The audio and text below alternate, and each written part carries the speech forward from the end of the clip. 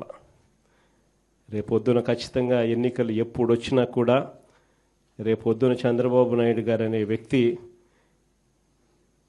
ప్రజలు ఈ పక్క తంతే డిపాజిట్లు కూడా రాని పరిస్థితులకి ఆ పక్క పడతాడు అనేది మాత్రం ఖచ్చితంగా చెప్తాను. ఈసారి జగన్ 2.0లో మాత్రం అలా ఉండదు. సంక్షేమము, రాష్ట్ర అభివృద్ధి, రాష్ట్ర ప్రజలే కాదు, ఈసారి కార్యకర్తలు మాత్రం అందరికన్నా పై స్థానంలో ఖచ్చితంగా ఉంటారని మాత్రం చెప్తాను.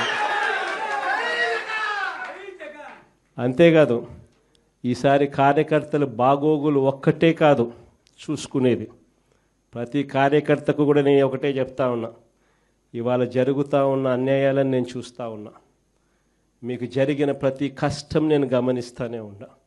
మీ అందరికీ కూడా నేను ఒకటే చెప్తా ఉన్నా, ఈరోజు ప్రతిపక్షంలో ఉండం, అవతల ఉంది అధికారం, అవతలోడు కష్టాలు పెడతాడు, అధికార దుర్వినియోగం చేస్తున్నాడు, పర్వాలా తీసుకున్నా.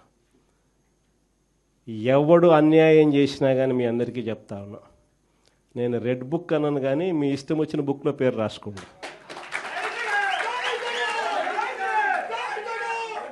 మీరు ఏ పుస్తకంలో పేరు రాసుకున్నా పర్వాలా.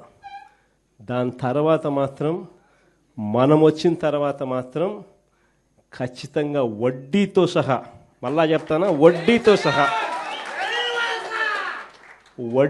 సహా రిటర్న్ గిఫ్ట్లు ఇస్తామని మాత్రం ఖచ్చితంగా చెప్తాను.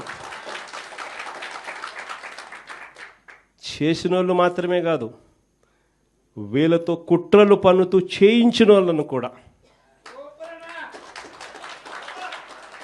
చేసిన వాళ్ళు మాత్రమే కాదు, వీళ్ళతో కుట్రలు పన్నుతూ చేయించిన వాళ్ళను కూడా, సప్త సముద్రాల అవతలున్నా కూడా, రిటైర్డ్ అయిపోయి వెళ్ళిపోయినా కూడా అందరినీ తీసుకొని వచ్చి చట్టం ముందర నిలబెడతాం. అన్యాయం చేయడానికి కోసం వీళ్ళకు యూనిఫామ్ ఇవ్వాల, న్యాయంగా ధర్మంగా పాలన చేయడం కోసం యూనిఫామ్ ఇచ్చారు. మన హయాంలో ఎలా చేసాం మనం పాలన? మన హయాంలో జగనన్నకు చెబుదామని ఒక నెంబర్ ఇచ్చిన, స్పందన అని చెప్పి ప్రతి వారం కలెక్టర్ల దగ్గరికి పోయి చెప్పుకునే అవకాశం ఇచ్చినాం. అందరికన్నా అత్యధికంగా చెప్పింది ఎవరు? తెలుగుదేశం వాళ్ళే.